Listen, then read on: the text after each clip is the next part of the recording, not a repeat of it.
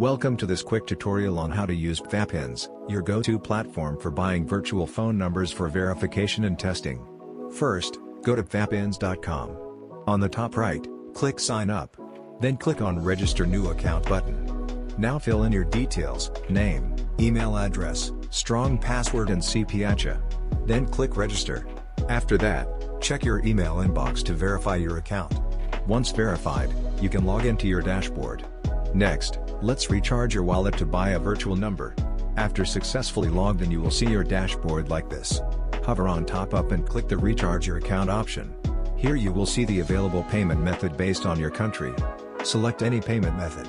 I used cash to recharge my account. Then select the amount. I choose $5. Then click on Create button and follow the procedure.